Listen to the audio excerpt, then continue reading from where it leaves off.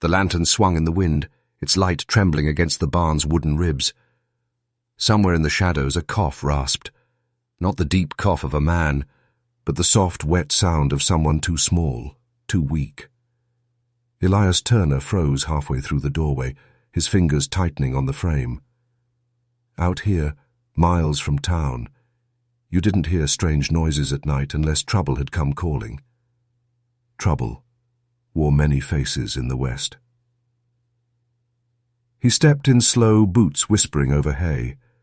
The wind outside was a long, lonely whistle through the cottonwoods, but inside, the air was heavy, warm, damp, and carrying a scent of blood. His eyes adjusted, and there she was. A girl, maybe 16, slumped against the far stall, barefoot. Her dress, a pale calico, torn to ribbons and dark with dirt, and something darker. Her hair hung in a tangled curtain, and when she looked up, the lamplight caught the wild edge in her eyes. "You can't stay here," Elias said, the words coming low, instinctive. Her lips moved, but no sound came. She swayed once, then caught herself with a trembling hand against the wood. Elias had seen her kind before, not the girl herself, but that look. Folks running from something they didn't dare name. Sometimes it was an outlaw's debt. Sometimes it was the law itself. Either way, sheltering them made you part of the story. And in the West, the story could kill you as quick as a bullet. But he didn't move to throw her out. Not yet. Let's go back to where it started. The Turner Ranch sat 20 miles south of Dry Creek, right where the plains started rolling into the breaks. Elias had built the place with his own hands after the war, trading the smell of gunpowder for the scent of sun-warmed hay. Most days, the loudest thing on the land was the creak of the windmill or the low call of cattle in the distance. He lived alone, unless you counted the horses, which he did. See, company was a rare luxury. Peace was the reward for keeping to yourself. Elias liked it that way. That morning had been like any other. Pale dawn spilling across the prairie, coffee boiling over the stove, the kind of silence that felt earned. He rode the fence lines, mended what needed mending, and made a supply run into town. Dry Creek was buzzing more than usual. Folks whispering outside the mercantile, hats low, voices tight.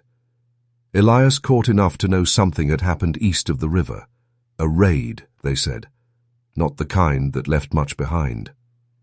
"Stay close to your place, Turner," the blacksmith had told him over the sound of hammer on anvil. "Bad air moving across these parts." Elias had just nodded, not asking questions. Curiosity got men killed in the West. By sundown he was back on his land, shutting the barn doors against the rising wind. That was when he saw the tracks. Bare feet, small, pressed into the mud along the fence, leading toward the barn.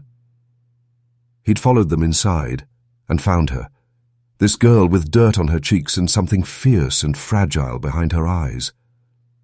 Now, standing a few paces from her, Elias took in the way she was holding herself. Not like a child lost, more like someone braced for a blow. "Where's your family?" he asked. Her gaze darted away. "You from Dry Creek?" Nothing. The silence between them was thick enough to touch. Outside, the wind rattled the door against its latch. Elias felt the weight of the blacksmith's warning settle on him again. Bad air moving.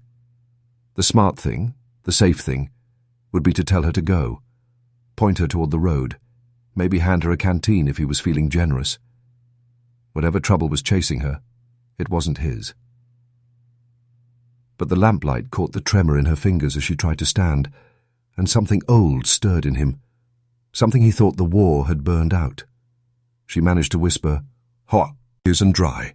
One night." Elias didn't answer right away. He looked toward the barn door, to the wide prairie beyond. Out there, the night would swallow her whole. He exhaled slow. "One night," he said. The relief in her eyes was quick, but it was there. She sank back against the stall wall, and Elias turned to fetch a blanket from the tack room. The whole time, his gut stayed tight, because folks didn't just show up at your barn in the dark unless there was a story behind them. And stories like that, they had a way of changing a man's life, whether he wanted them to or not. Outside, somewhere far off, a coyote called, and Elias had the uneasy feeling that this was the last quiet night his ranch would see for a long while. The girl barely touched the stew Elias set in front of her.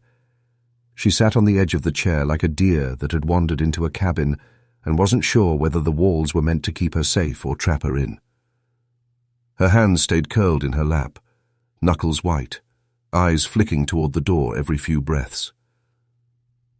Elias ate in silence. In the West, you didn't rush a skittish horse, a wounded dog, or a stranger with eyes like that.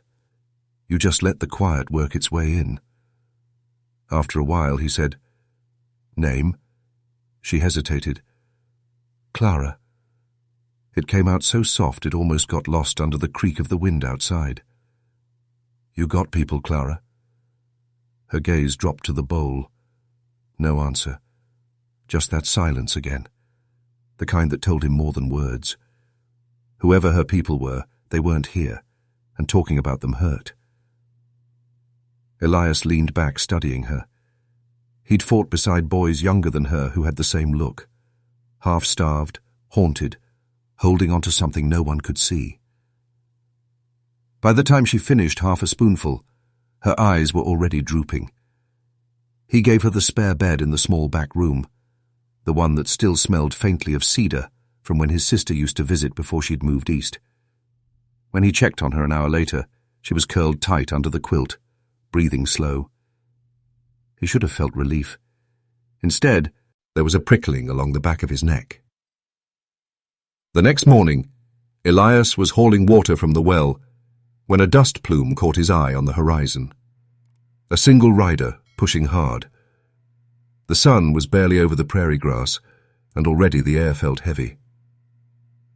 It was Jed Harker, one of the hands from the Peterson spread a few miles north. He reined in at the fence, his horse's flanks slick with sweat. "Morning, Turner." Jed's eyes narrowed. "You seen anything strange? Girl about so high, brown hair, dress torn?" Elias kept his grip on the bucket handle steady. "Can't say I have. Why?" Jed shifted in the saddle, leaning forward. "She came through the Peterson place yesterday. Stole bread, took off before we could stop her. But word is, she ain't just some runaway." He lowered his voice, though the wind would have carried it away anyhow. "Some folks say she's mixed up with the ones that hit the Anders homestead east of the river." Elias's jaw tightened. "You're saying she's part of a raid?" "That's the talk in town. Marshall wants her brought in, says she might be scouting." Elias thought about Clara's thin frame, the way she'd barely been able to lift the spoon. A scout. She could barely walk across the floor. Jed studied him. "If you see her, Turner, you best ride to town. Ain't smart to keep company with trouble, especially the kind that gets folks riled." When Jed rode off, Elias stood at the fence a long while, the wind tugging at his coat. Back inside, Clara was awake, sitting at the table with the same wariness as last night. "Who's looking for you?" Elias asked. Her lips pressed tight. "They say you were near the Anders place." A flicker in her eyes. Not fear exactly, but something sharper, like a blade catching light. "I wasn't with them," she said finally. "With who?" She shook her head. "Doesn't matter. They'll say what they want." He could have pressed her. Shoot, he'd have. But instead, Elias poured her coffee, black and strong. "Eat what's left of the stew, then we'll figure what's next." By midday, word had spread farther than he thought possible. A wagon from town rattled past on the road. its driver giving Elias's barn a long, suspicious look. Later, Mrs. McAllister, who ran the boarding house, stopped by under the pretense of asking about a stray calf, but her real questions circled closer to Clara. "You know harbouring someone the marshal wants could land you in a heap of trouble, Elias," she warned. "Only if I'm doing it," he replied. Her eyes narrowed, reading more than he said. "Be careful, Elias. Folks are tense right now. Tense folks do foolish things." By sundown, the air felt different. He could sense it in the way the wind died down, in the way the prairie seemed to be holding its breath. That night, Clara stood at the back door watching the dark. "They won't stop," she said quietly. "Who?" Elias asked. She didn't turn. "The ones looking for me. They think I know something." Elias stepped up beside her. Out in the distance, a faint light moved along the ridge. A lantern, swaying like it was searching. He didn't know if it belonged to the marshal's men or someone else entirely. But either way, it was getting closer. He felt the choice settle heavy on him then. He could ride into town, hand her over, and let the whole thing pass him by. That was the easy road, the one everyone would expect him to take. Or he could keep her here, under his roof, and make himself part of whatever storm she'd brought with her. Elias looked at her. The way her shoulders stayed stiff, but her eyes betrayed exhaustion. He thought about the warnings he'd heard in town. Then he looked into those desperate eyes again and made the decision that would change everything. The next morning, the prairie was quiet in a way that didn't feel right. No meadowlarks, no wind through the cottonwoods, just stillness, thick and expectant. Elias was out by the corral, checking. The rails when he caught it, a low, steady rhythm beneath the silence. Hoofbeats. Slow at first, then building, like the pulse of something coming over the horizon. He looked east. 5 riders. Dark shapes against the early sun, their pace deliberate, not hurried. Whoever they weren't passing through. By the time they were close enough for him to see the dust on their coats, Clara was already standing in the doorway of the barn, her face pale, eyes locked on the approaching figures. "They're not lawmen," she said softly. "You know them?" Elias asked. Her answer was a single, tight nod. The riders pulled up a dozen yards from the fence. The man in front was lean, with a sharp jaw and a hat brim pulled low over his eyes.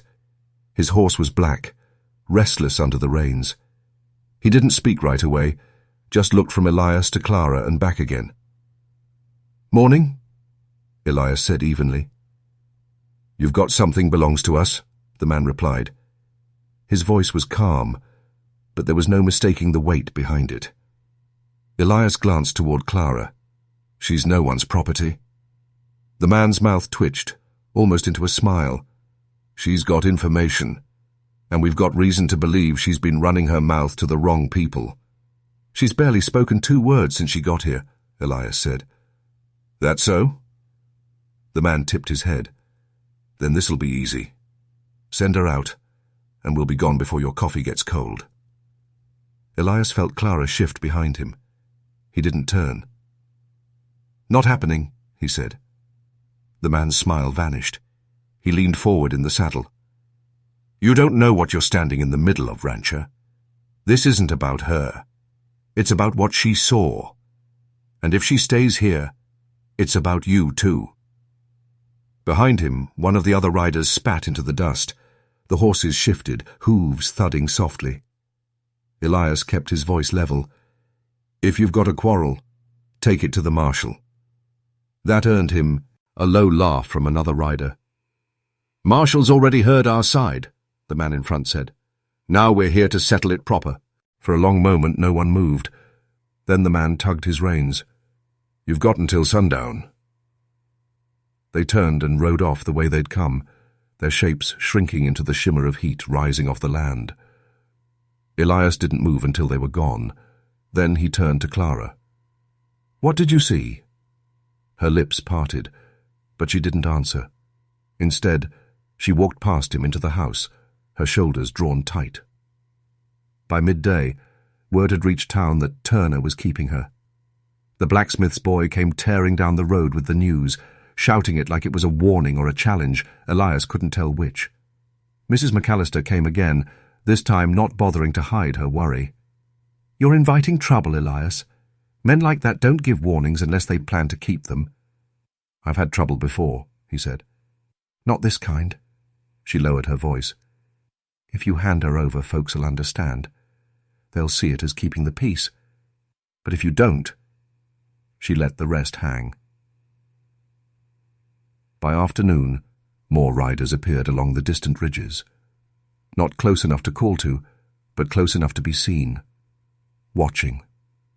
Waiting. Clara stayed inside at the kitchen table, her eyes never quite meeting his. When he asked again what she'd seen, she only said, "If I tell you, you'll wish you'd let them take me." That night, the horizon burned red with the light of a far-off fire. Elias couldn't tell if it was prairie grass or a homestead. The riders on the ridge didn't move. He stood on the porch, the cool wood under his boots, listening to the night. Somewhere in the distance, a lone drumbeat started, slow and deep, carrying across the dark. Clara stepped out beside him. "They won't wait for morning," she said. Elias looked at her. "Then we'll be ready tonight." The drumbeat went on, steady as a heartbeat, and in the stillness between each strike, the choice hung heavier. Fight to keep her, or send her out into the dark. The night settled over the plains like a heavy blanket, but the air was sharp, carrying the faint tang of smoke. Elias sat at the kitchen table, his rifle resting across his knees. He hadn't lit the lamps. No need to make the house a beacon. The only light came from the faint glow of embers in the stove. Clara sat opposite him, her hands wrapped around a tin cup of water she hadn't touched. For the first time since she'd arrived, she was looking straight at him. "You keep asking what I saw," she said quietly. "I'll tell you now." Elias didn't move. "It was the Anders place," she went on. "I was there when they came. 3 of them. Not Comanche, not any tribe. White men, but dressed like they'd been on the trail for months. They wanted money. When Anders said he didn't have it, they—" Her voice caught and she looked away. "They killed him. And his wife. I ran before they saw me." Her eyes were dark, shimmering in the stove's glow. "That man who came here this morning. He was one of them. I heard his voice." Elias felt the truth of it settle deep. The calm in that man's words earlier, the way he'd spoken of what she saw. It all fit too well. "Why didn't you tell the marshal?" Elias asked. "I tried," Clara said, "but the marshal's in their pocket. I saw him drinking with them in Dry Creek the night before the Anders were killed. If I'd stayed in town, I wouldn't be breathing now." They sat in silence. Outside, the wind had stilled entirely, and somewhere beyond the porch, the faint creak of leather and the soft snort of a horse floated through the dark. Elias stood, moving to the window. 4 shapes now, closer than before. Lantern light glinted off a rifle barrel. "They're not going to wait much longer," Clara whispered. He turned back to her. "You've been running for days. You can't keep running forever." Her jaw tightened. "You should let me go. If they find me here, they'll burn this place to the ground." Elias looked at the rifle in his hands, then at her. A thin slip of a girl who had seen more in a week than most saw in a lifetime. "I've rebuilt before," he said. Something shifted in her face at that, not relief exactly, but something softer. They moved to the barn, where Elias saddled his best horse and set out his extra rifle, just in case the night turned bad. Clara trailed her fingers over the rough wood of the stall, her gaze falling on a small frame tucked into the loft ladder's edge. It was a tintype photograph, faded but clear enough. A woman holding a baby, both looking straight at the camera. "That your wife?" she asked. Elias nodded once. "She and the boy are buried on the ridge." Clara's eyes lingered on the picture. "You were lucky to have them." The words hung there a moment, heavier than the night outside. When they returned to the porch, the riders were closer still. One of them called out, his voice carrying across the open land. "Last chance, Turner. Hand her over." Elias raised the rifle to his shoulder, not aiming yet. "She stays." The voice came back, cooler now, almost amused. "Then you die with her." But instead of charging, they pulled back, silhouettes melting into the dark. "They're waiting," Clara murmured. "Waiting for what?" Elias asked. She didn't answer right away. Then softly, "For me to give up hope." In the long quiet that followed, Elias realized he wasn't just keeping her safe. She was keeping something alive in him too. The part that hadn't let the war, or loss, or this hard land turn him into someone who looked away when trouble came to his door. The moon climbed higher, silvering the grass. The riders stayed out there, shapes just beyond clear sight, and the air between them all felt like it could snap with one wrong move. By the time dawn began bleeding pale gold across the horizon, Elias still hadn't slept. He'd sat through the long night on the porch with the rifle laid across his knees, listening to the faint creak of saddle leather and the occasional soft nicker of horses in the dark. The riders hadn't moved in, just circled at the edges, like wolves waiting for a wound to open. Clara stepped out quietly, the quilt still wrapped around her shoulders. Her face was drawn, but in the early light there was a kind of resolve in her eyes Elias hadn't seen before. "They're gone," she said. Elias followed her gaze to the ridge. The shapes that had haunted the horizon all night were gone. No dust, no glint of metal, nothing but empty grass rippling under the morning breeze. He didn't trust it. Trouble didn't just vanish. "They'll be back," he muttered. "Not for me," Clara said. She stepped down into the yard, her bare feet brushing the dew from the grass. "They've got other ways to keep me quiet. But they won't come near you now. Not after last night." He frowned. "Why?" She turned, the quilt slipping from one shoulder. "Because you stayed. Men like that don't understand standing your ground without a price. They'll think you've got friends, or a gunman hiding in the barn. Fear will keep them away longer than bullets." Elias didn't argue. She was probably right.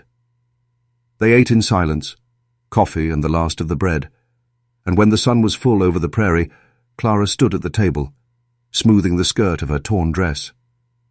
"I can't stay," she said. "If I do, they'll find a way to make it your fight." Elias leaned back in his chair. "And what happens when you leave?" "I go south. Maybe cross into New Mexico. There are places where folks don't ask questions." He studied her for a long moment. She was still too thin, still young, but there was steel in her now, shaped by the fire she'd run through. Elias went to the barn and came back with a small leather satchel, jerky, a canteen, a few coins and a folded scrap of paper. "What's that?" she asked.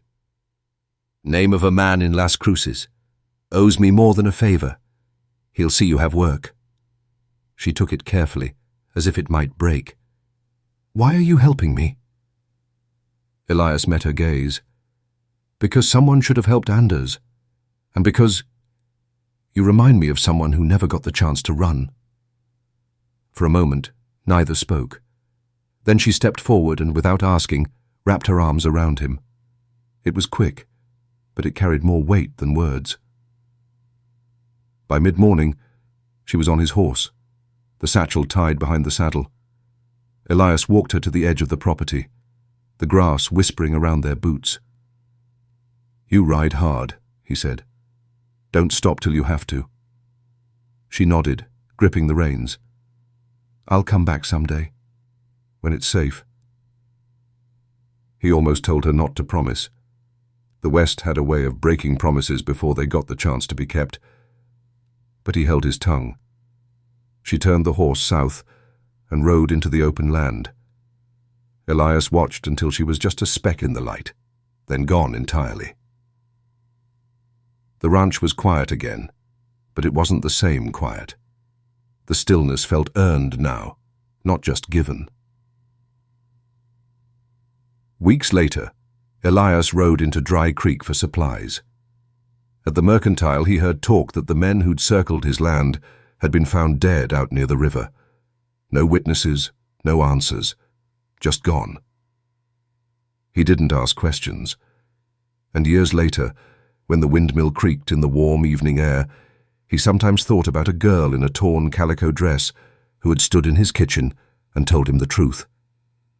She had asked for one night. By morning she had changed his fate forever.